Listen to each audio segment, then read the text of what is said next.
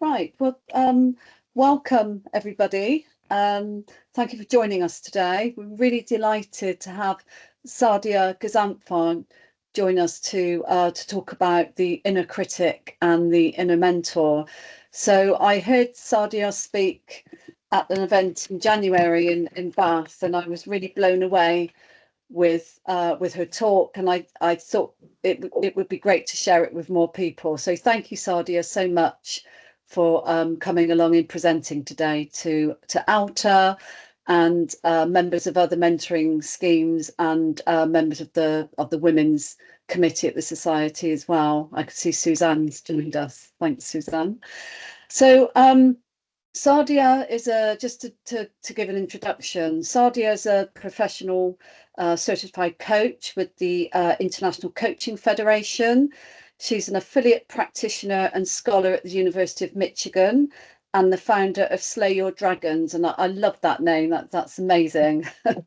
She specializes in empowering women to overcome internal barriers such as perfectionism, imposter phenomenon, and self-doubt, and aims to equip women to lead with confidence and impact. So that sounds very much aligned with what we try to do with alta and empowering women through mentoring.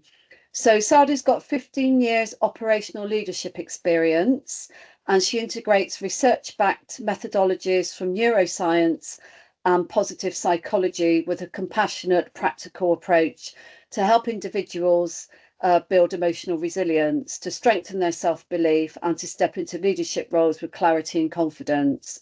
So she partners with universities, organisations and professionals. She delivers one-to-one workshops.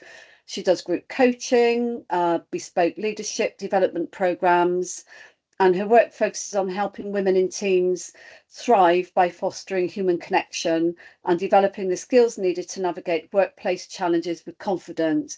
So I'm sure you're all really looking forward to Sadia's presentation. So over to you, Sadia. Thank you so much, Sue, for a lovely, warm introduction, and thank you for the invitation as well to share my work with this community. So yeah, you've heard a little bit about me. I think it's also important to share that I started Slay Your Dragons because of my own leadership challenges, working in corporate as an operational leader. And oftentimes I felt quite alone with those challenges. There wasn't really anybody to speak to because of certain power dynamics in the workplace and various other factors, and a lot of it due to my own imposter feelings as well. So for me, it was really important to create a space that was objective and confidential, where women could come and unpack and explore some of their career challenges and talk through that with somebody that wasn't connected with their workplace, and also wasn't connected in terms of a family member or a friend who are, always well-meaning and very supportive, but can't actually help women move forward with the support that they need. So yeah, that's why I started Slay Your Dragons, and that's why I'm here, also sharing some of my findings and tools that have been really powerful and impactful for women. What I found from my own lived experience and also coaching hundreds of women worldwide is that the biggest internal barrier to women's growth is not their capability, it's the inner critic. And so, today's session is going to be focused on learning all about the inner critic and how to quieten that voice of self-doubt and to reconnect with your inner mentor and really start to empower yourself from within. So Vivaldo, if we could kindly move to the next slide. So here's what we're going to explore together in this webinar. I'm going to introduce you to the inner critic and also show you ways to recognize the inner critic voice. Then I'll introduce you to your inner mentor and take you through an embodied practice so that you can connect with that part of yourself. There'll be 2 self-reflection exercises, one to connect with your inner critic and see how it shows up for you, and one to connect with your inner mentor. And then there'll be some time at the end for Q&A. Does that all sound good? You can give me a little thumbs up. It's always nice to see some reactions. Brilliant. Okay. So Vivaldo, we're going to move on to the next slide now. And I'm going to start by sharing a story with you all.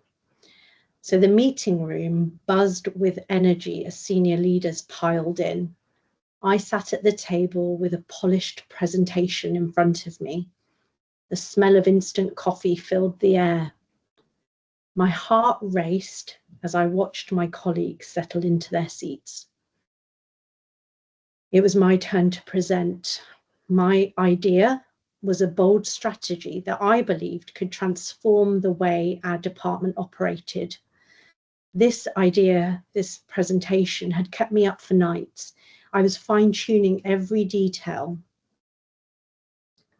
I cleared my throat to speak, and suddenly, out of the corner of my eye, I noticed someone staring at me. She was sitting at the far end of the table. Her arms were crossed, and she was staring right at me. Her eyes were sharp. Her expression was hard to read, somewhere between disapproval and pity. Before I could begin, she spoke. Are you sure about this? What if they ask you questions that you can't answer? You're not really qualified to suggest any of this, are you? Her words sliced through me. My confidence evaporated. I opened my mouth to respond, but she leaned in, her voice cold and cutting. You're going to embarrass yourself. You should just stay quiet. I froze. My colleagues waited, but the room felt like it was closing in on me. My heart was pounding, palms sweating. My idea, the one that I had worked so diligently on, stayed locked inside me. The conversation moved on, and I sank lower in my seat, feeling small and defeated. The opportunity had passed me by.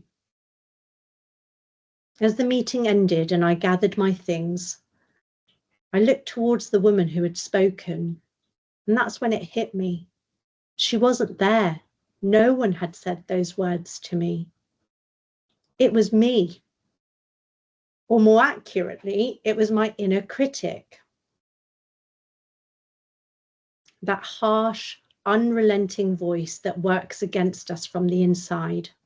The one that whispers, you're not good enough. You're not capable. You're not ready. That day, I saw just how much control I had unknowingly handed over to this voice, and how often this voice had held me back. Reflecting on that moment, and through my work coaching hundreds of women, I've come to see just how powerful the inner critic can be.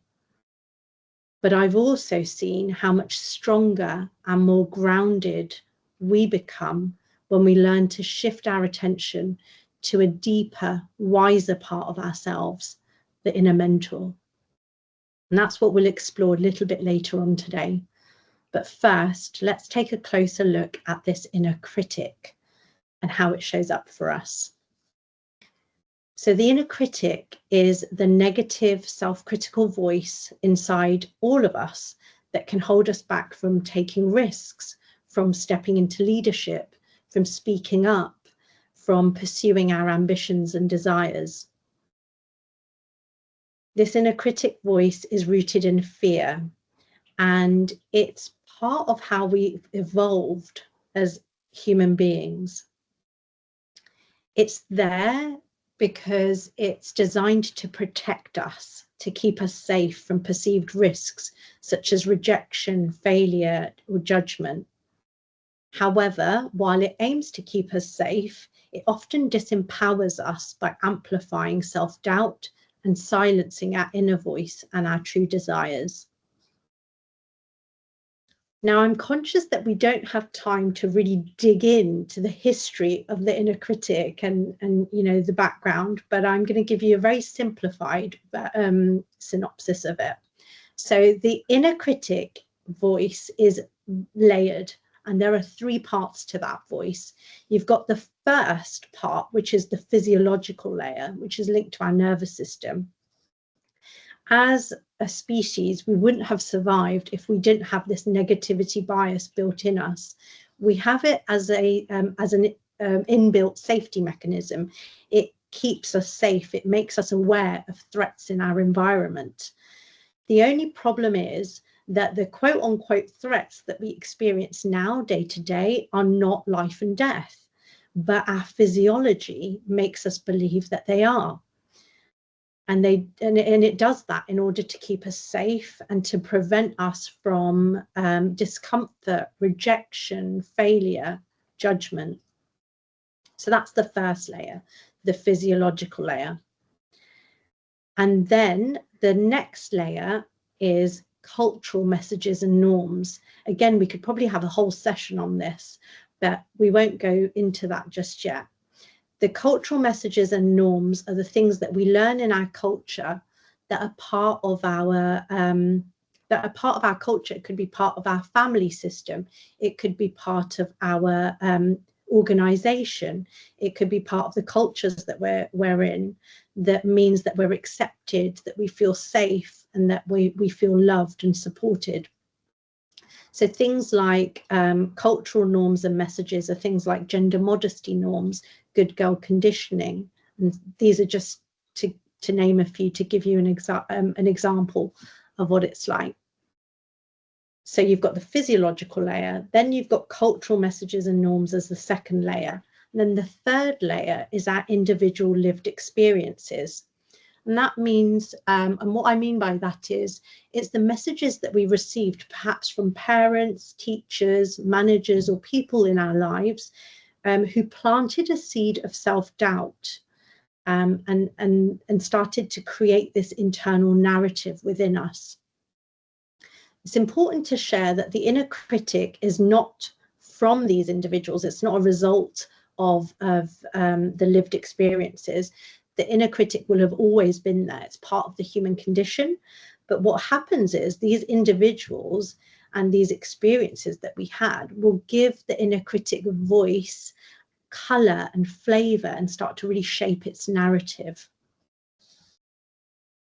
Okay, so the first step really is to recognize the inner critic, because the inner critic can become that background noise that we just become accustomed to and that we don't really notice. So here are 6 ways that you can recognize the inner critic voice within. And this is based on Tara Moore's work. And she's got a fantastic book called Playing Big, which I highly recommend. It's a really short book.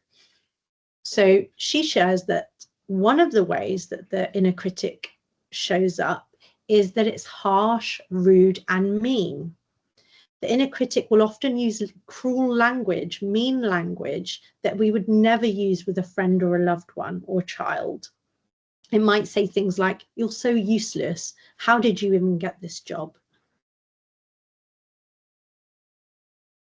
The inner critic voice can also be binary and extreme. It sees things in black and white terms. It ignores nuance, and it doesn't really understand the middle ground. So it will say things like, "There's no way you're ready to do that. You'll never be able to do that," or "You always do this." It's very binary. The inner critic voice can also masquerade as the voice of reason. The inner critic will disguise itself as being very rational and logical, making its fear-driven arguments seem very reasonable to us. And I see this especially in women who've spent a lot of time developing their critical thinking skills because of, school environments, academic environments, or workplace environments. And what they tend to do then is use those critical thinking skills on themselves. So the inner critic voice of reason sounds like, You shouldn't apply for that promotion yet. You need at least 2 more years of experience, or you need another qualification before you're ready. You need a PhD, you need a master's, and so on. The fourth way the inner critic voice shows up in us is that it's very automatic. It can arise very quickly and without conscious thought. And this is particularly true in moments of high stress or vulnerability. And it will say things like, if you imagine, perhaps I made a small mistake in a meeting, it might say things like, you're so stupid. Why did you say that? The inner critic voice often repeats the same negative message over and over, reinforcing self-doubt. It's very repetitive and looping. It focuses on the problem without forward movement towards the solution. So it might say things like, you're not good enough, you're not good enough, you're not good enough. I notice my inner critic repetitive voice showing up whenever I'm working with tech. It always says, oh, you're no good with tech. You don't know what you're doing. You don't know what you're doing. You don't know what you're doing. So that's a personal share. And then this one is particularly insidious, the 1-2 punch. This is where the inner critic criticizes you for one thing, and then it shames you for having that inner critic thought. So if we use the example of me going to a social gathering or event, the inner critic would say, everyone knows how to make small talk. Everyone wants to talk to each other. No one wants to talk to you. That's punch 1. Then it might add, you're 43 years old. Can't you just go to a social event, relax and have a good time? What's wrong with you? That's punch 2.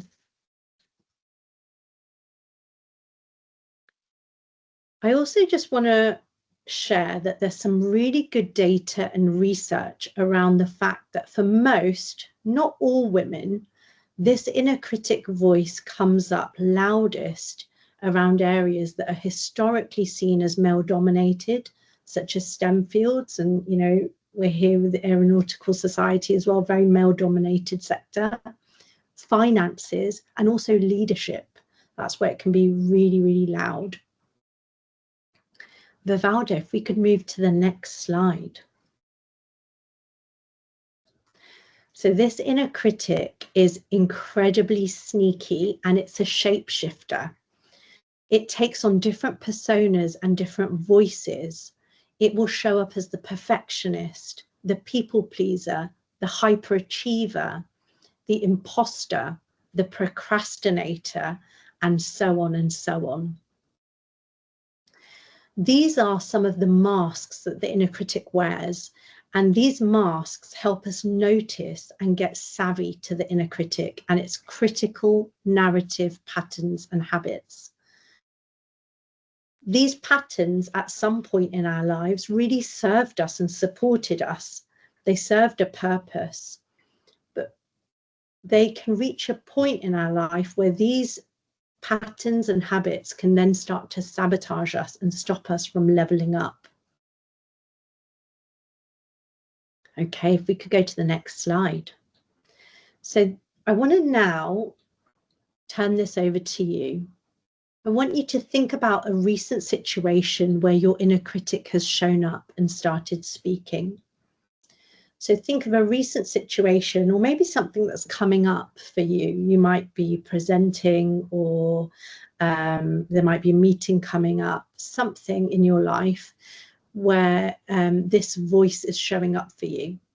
Think about what's the situation that's triggering this inner critic voice. So what's the situation? What's the inner critic saying? And what tone of voice does it have? You're going to have about a couple of minutes to grab a pen and paper and just self-reflect and journal on this. What's the situation? What's your inner critic saying? What tone of voice does it have?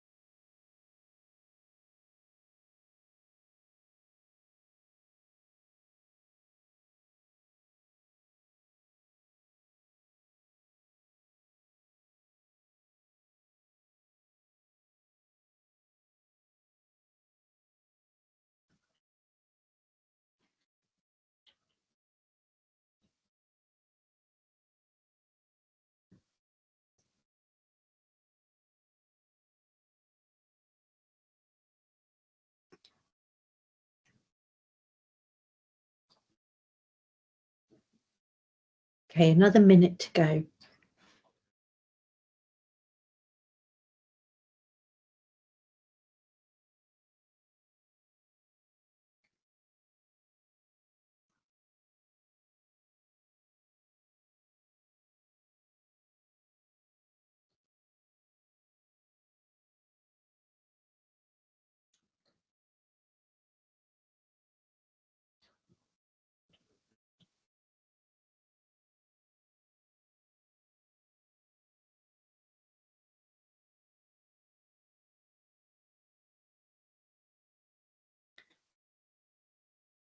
Okay, so start bringing your reflections to a close.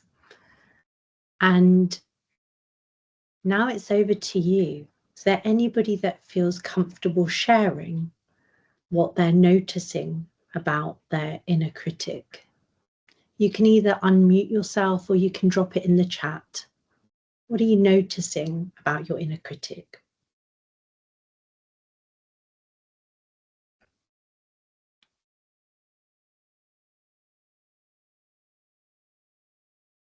Just going to check the chat. Let's see.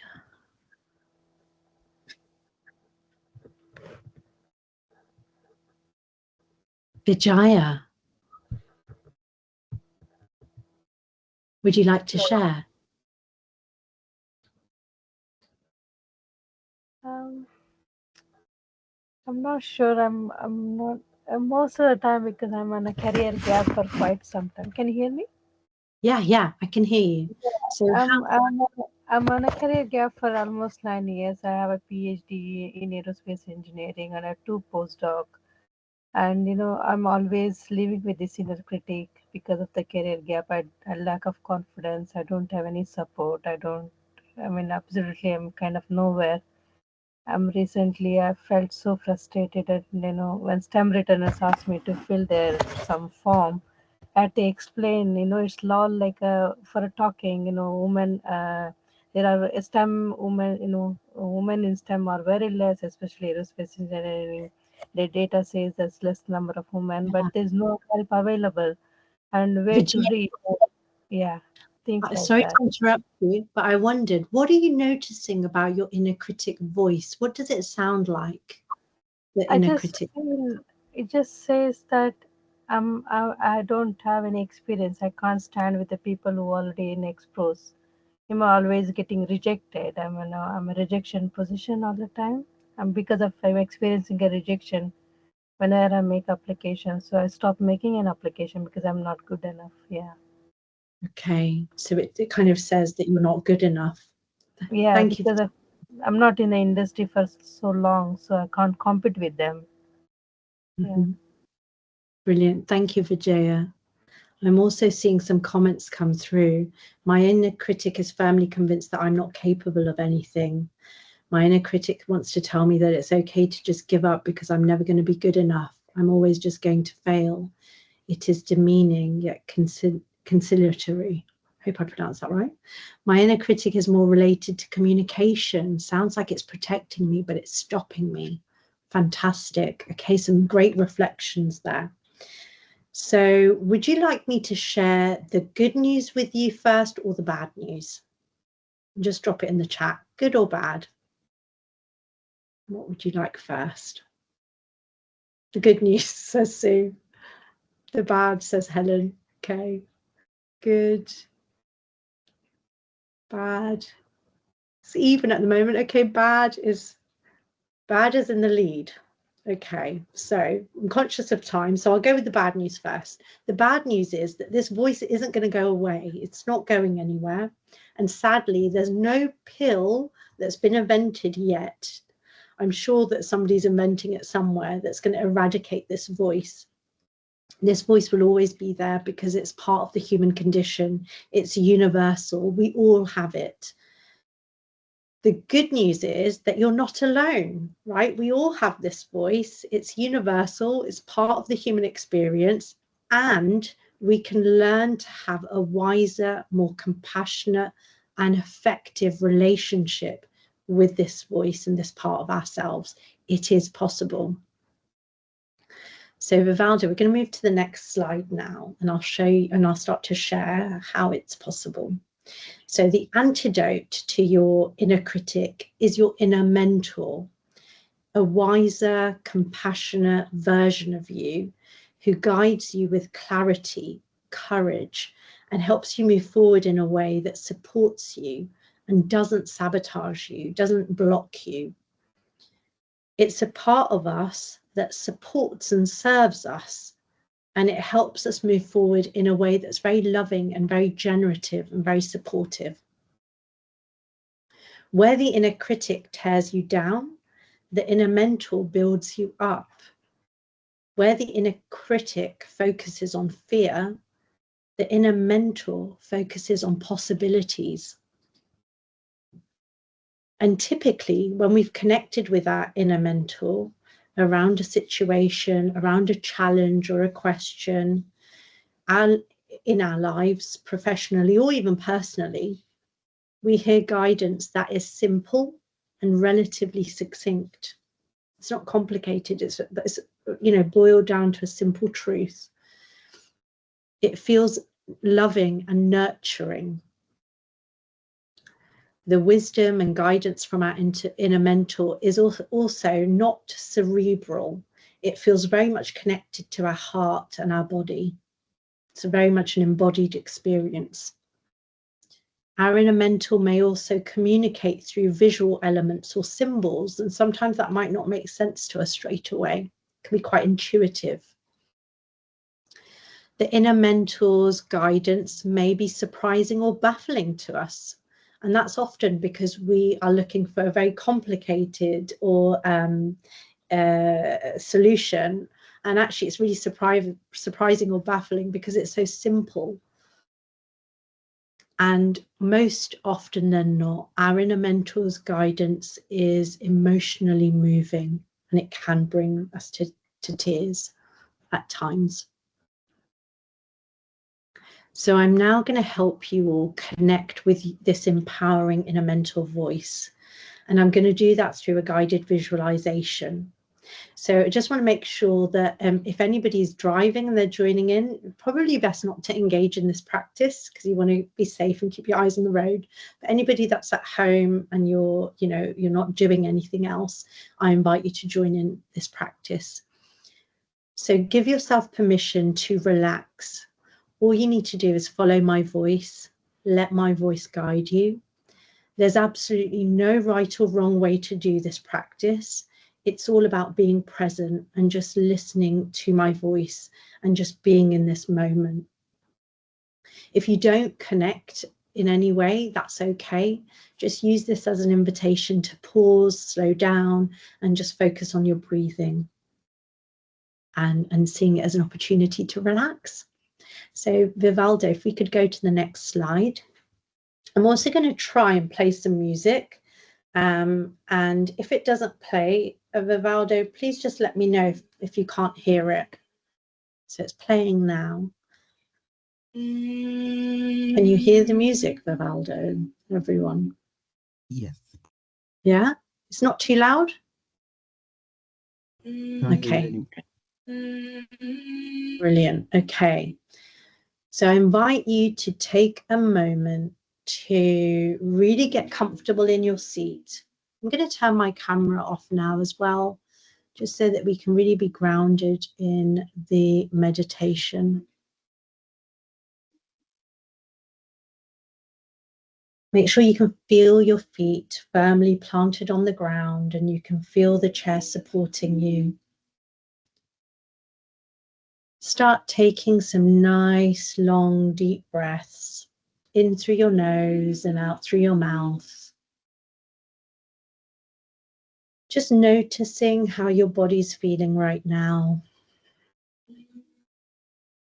If your mind is busy, noisy because of today and the things that have happened, it's okay. That's perfectly normal. This is an invitation to bring your attention and awareness back to your breath whenever you feel your mind getting busy.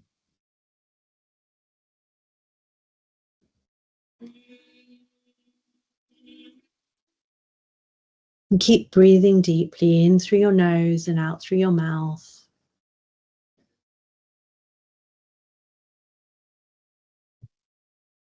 I want you to imagine that there's a golden light above your head. This golden light is traveling down your forehead, softening your brow as it travels down your eyes, your cheeks, your nose, down your jaw, softening your jawline. This golden light is traveling down your neck and your shoulders, and you feel them relax and soften as it travels down both your arms to your fingers. This golden light is traveling down your chest, past your heart, traveling down to your stomach and your pelvic region, and you feel its warmth and its glow softening and relaxing your body.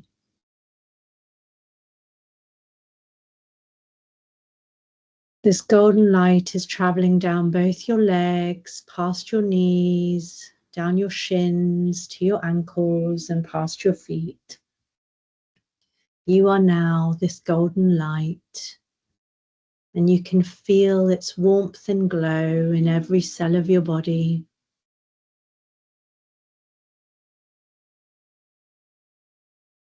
And just taking a moment to breathe this in.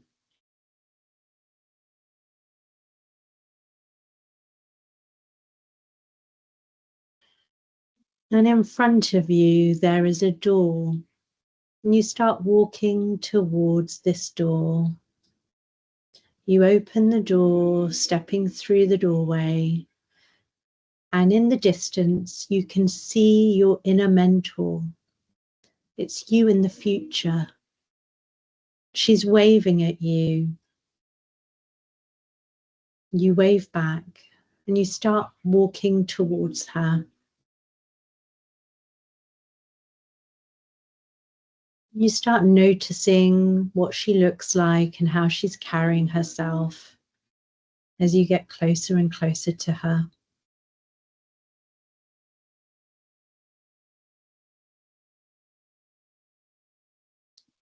She invites you to take a seat next to her, and you sit down. You start sharing the situation from earlier, where your inner critic was showing up.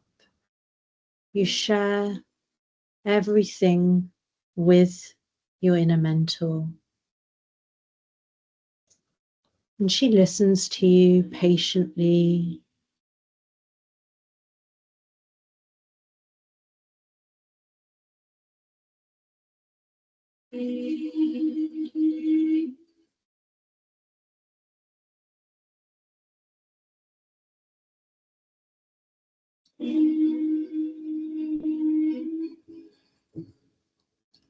You share your concerns and your fears.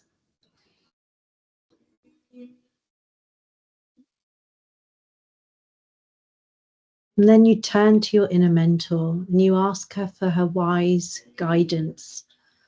You ask her for her wisdom. What does she want you to know about this situation? And you listen to her answer.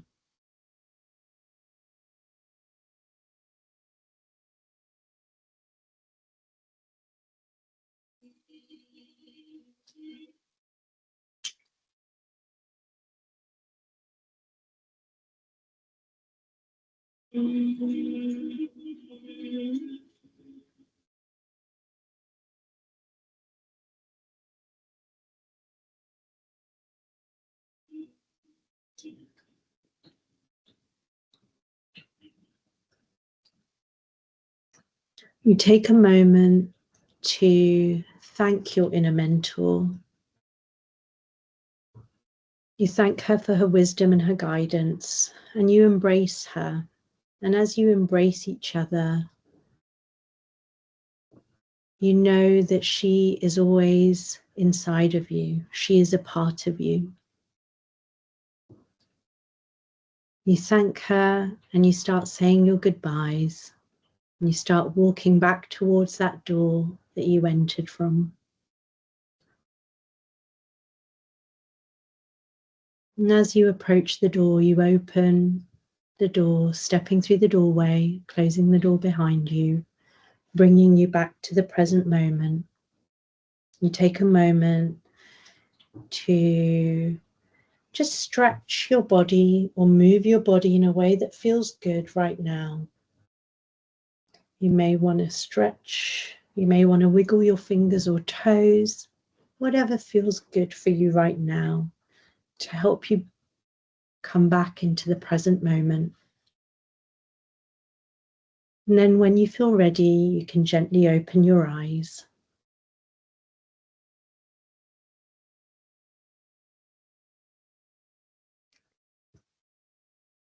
And Vivaldi, we're going to go to the next slide now. And I want you all to harness what you're feeling right now. Take this energy, take this feeling into another self-reflection exercise. I want you to revisit the situation from earlier and revisit it with this new energy, this new feeling. What are you noticing? How are you feeling now about that situation? What did your inner mentor say?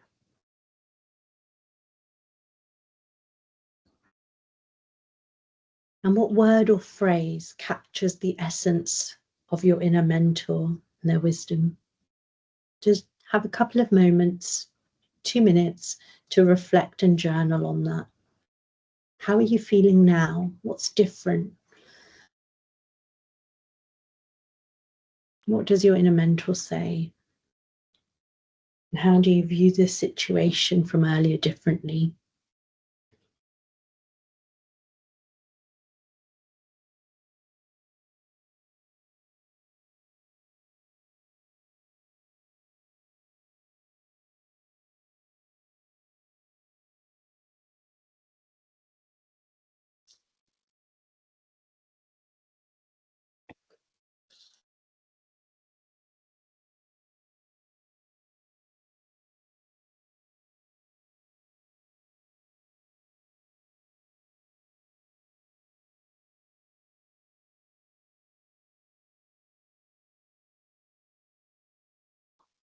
You have another minute.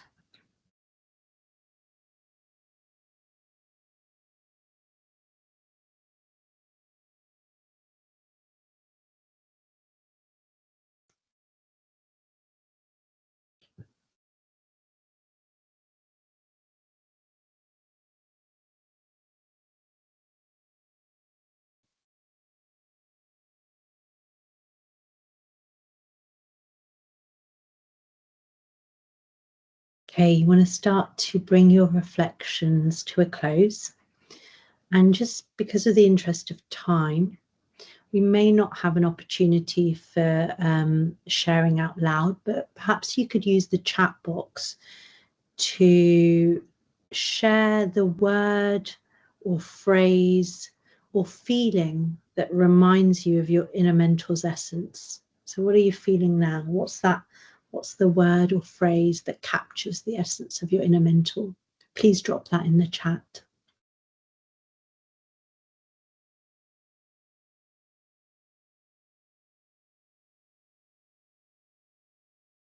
Just going to open the chat and have a little read.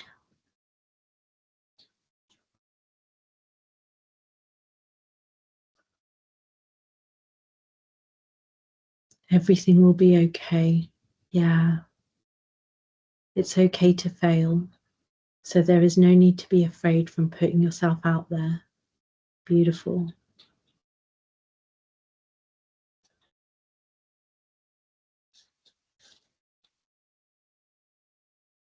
Feel some hope.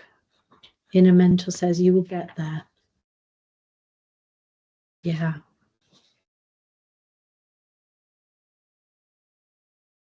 So noticing, that the inner mentor's wisdom and guidance is simple and it's relatively succinct, and there's some real truth and compassion and loving energy there. It's encouraging, believing I can do it. Exactly. Wonderful. So warmth and support, yeah. So taking this feeling and, you know, taking the word or phrase that captures the essence of your inner mentor, you can start to use this as a mantra.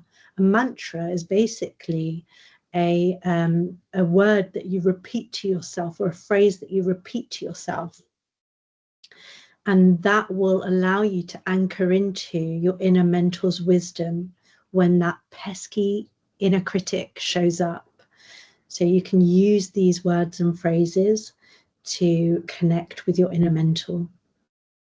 So we're going to move on to the next slide.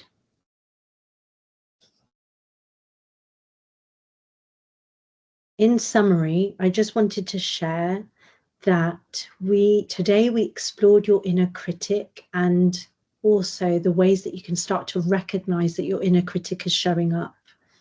We also awakened your inner mentor through that visualization practice. You were able to connect not only in a practical way with your inner mentor, but in an embodied way. And you now have access to that tool at any time that you need it. You can use the word or phrase that helps you remember your inner mentor day to day as a mantra, to ground in their wisdom and their encouragement and their warmth and the support. And you can also use the practice of visualization as well. It's not practical in the moment when you're with people and the inner critic shows up, but you can use that outside of those moments when you're alone. And if you would like to view the meditation, I've just noticed my slide isn't really showing up the link properly, but you can access that on my website. There's a free inner mentor visualization on my website. And you can also access it on Insight Timer, which is a brilliant free app where there are lots of meditations, and I upload a lot of meditations on there. So if you found that this was particularly a powerful experience for you, you can access that there. And I'll share these links with Sue and Vivaldo separately, so that can be shared with you all. Can you please share a link to a website and chat? Yeah, I'll do that in a minute. And so finally, I just wanted to say, as we wrap up today, I wanted to leave you with an invitation. Here are 3 ways to connect with me. So website, LinkedIn, and Insight Timer. And we've only just scratched the surface of this deep work. If you are an ambitious woman navigating leadership, career growth, and self-doubt, and something in today's session has really resonated with you, I'd love to invite you to explore this work more deeply with me. And you can do that by booking a free 30-minute consultation. You just need to scan that QR code that you see on the screen. It's no pressure, no obligation conversation. It's just a chance for us to connect and talk through where you are right now, and explore what kind of support might help you move forward in a more confident way, with more clarity and ease. And I just want to take a moment to thank you. Thank you for joining me. Thank you for being open to this. You know, your inner critic voice may always be there, but it doesn't have to be the one in charge. And you've now accessed that wiser part of you, your inner mentor, that's always inside of you. It's not loud, it's not pushy, unlike the inner critic, which is loud and pushy. The inner mentor is quiet, it's wise, and it's deeply powerful, but it needs an invitation in order to access her wisdom. And the more you turn toward it, the more grounded, courageous, and self-trusting you become, not just in your career, but in how you move through and in the world. And I can attest to that, not only from my own experience of working with my own inner critic and noticing different layers and my own inner mentor and how grounding and supportive she is for me, but also with the women that I've supported. So remember to be kind and compassionate to yourself, be curious, and remember that you don't have to do this work alone. Thank you so much for your time, and I'll open it up to questions now. I just realised that I have misspelt my own website, so I'm just going to drop that in the chat again. There we go. Thank you, Sadia. That was really, really amazing, and what a fantastic way to end a working day. You know, especially the visualization. I think you know, that's a really great tool to use, and I think it's something you could use maybe when you've got a quiet 10 minutes in your office on your own, as a bit of a toolkit to just pull out. And yeah, you know, if you're having a bad day or a lot of self-doubt. Absolutely. I often say to the women, the clients that I work with, you know, it's a perfect thing to go, just nip to the loo, just go to the toilet, you know, go over there and just kind of take a few grounded deep breaths and allow yourself to kind of channel that inner mentor. Because we often forget the day is so busy and we can get caught up in the day-to-day challenges.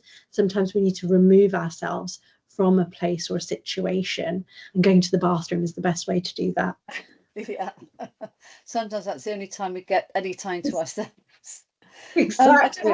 I do have another question, but I'd like to open up to, would anybody like to ask Sadia a question or make a comment on her presentation, on anything that she's said today? Does anybody want to put on their camera or put anything in the chat?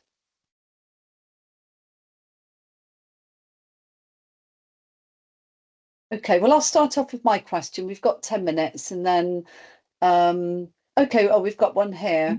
So can you share a time when your inner critic held you back and how you managed to overcome it? Very good question. Yeah. Oh my gosh. So my inner critic used to be so loud. And it, you know, the story that I used and shared in this presentation is a real story. There was a time when I was also at a conference, oh my gosh, many years ago now, in Madrid, where lots and lots of people from all over the world, you know, that worked for this global company gathered. And I froze. I couldn't say anything. And I beat myself so much after that incident. You know, I was constantly ruminating and overthinking it, that whole scenario. And it stopped me from speaking up quite a lot. Actually, a lot of the time, the inner critic. I would never have dreamed of being able to do what I'm doing now in front of you because of that inner critic voice. But in that moment, I also decided I can't continue like this. Something's got to change. And I realized that actually you can learn to overcome it. It's just a skill that you can learn with time, patience, and practice. And so here I am now. I deliver, you know, I deliver leadership coaching to Masters of Public Policy students at the University of Michigan. I deliver a class there every year. I would never have believed the woman that froze at that conference about 10 years ago would be doing that. And that's because of my own deliberate practice of working with overcoming this inner critic and really developing that inner mentor, which is that compassionate, kind voice. I hope that answered your question. Yeah, that was Vivaldo's question. And any other questions? Right, whilst we're waiting, here's another one. So Juliet, thank you, Sadia. Love the visualization. Nice to bring the spiritual into working life and slow things down. So important. Okay. And oh, Vivaldo again. Do you think the inner critic shows up differently across different cultures, genders, or backgrounds? Another really good question. How can we be mindful of that? That's a brilliant question. Yes, Vivaldo, it does, because of the layered aspect of that inner critic voice, right? So depending on the different cultures, genders, backgrounds, we all have this inner critic voice. And because of certain norms in certain cultures, it could be louder in certain areas. So, for example, you know, I grew up in a household, a Pakistani Muslim household, and there were certain cultural and religious norms around gender modesty and so on.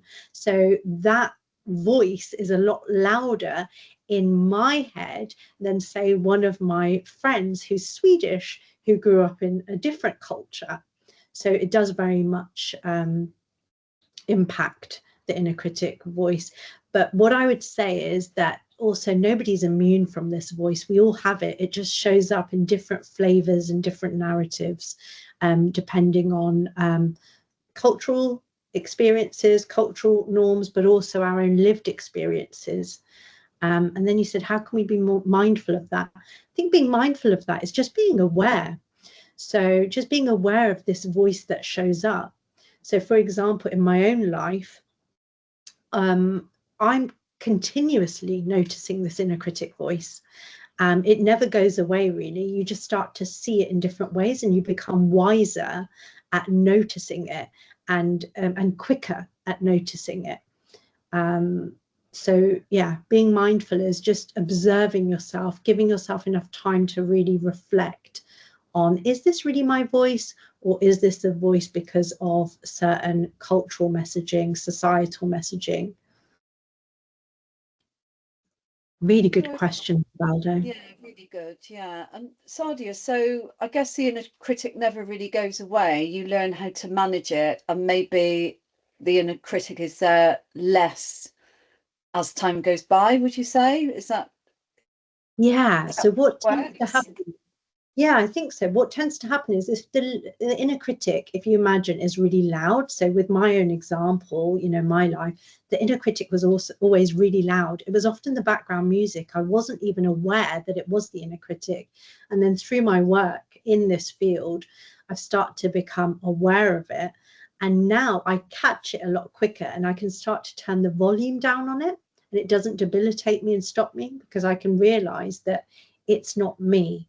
It's that inner critic, and I can separate myself from that voice, and then I can invite in the more compassionate, wise inner mental voice that's more supportive and encouraging. I think a lot of people shared that in the chat, you know, that it was warm, it was supportive, it was loving, and then that voice is the one that leads the way. And I would actually say that has had the most profound impact on me, learning about self-compassion and being self-compassionate. That's how we quieten the inner critic. Yeah. And so important today as well to be able to do that. Yeah, Yeah. The crazy world we live in.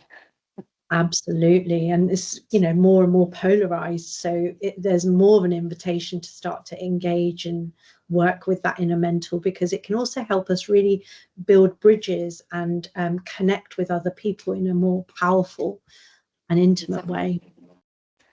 So we have a question from Sarah.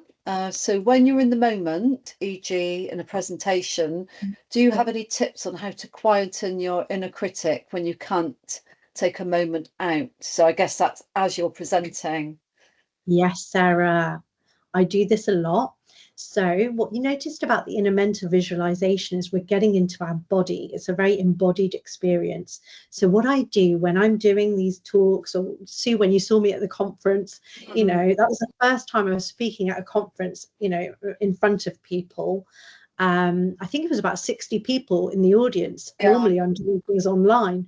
But what I was doing was I was just rubbing my fingers, just my fingertips like that. And that grounds me in my body, and it just soothes me. And what that's doing is it's that physiological layer that I talked about with the inner critic, where your palms can get sweaty, your heart can start to pound. There's all these other physiological signs that your body will give you that the inner critic might be showing up, or you're feeling nervous or anxious or whatever. So my tip is find a way to soothe yourself. Nobody else will be aware that you're doing it, but it's a way that you can soothe yourself in the moment. And mine is I just rub my fingertips together. It's also really good when my husband sometimes triggers my inner critic. I can see myself wanting to get quite defensive, and I'll just slow down, I'll take some deep breaths, and I'll just rub my fingers to soothe that part of myself, so I can actually hear him and engage in a different way. Yeah.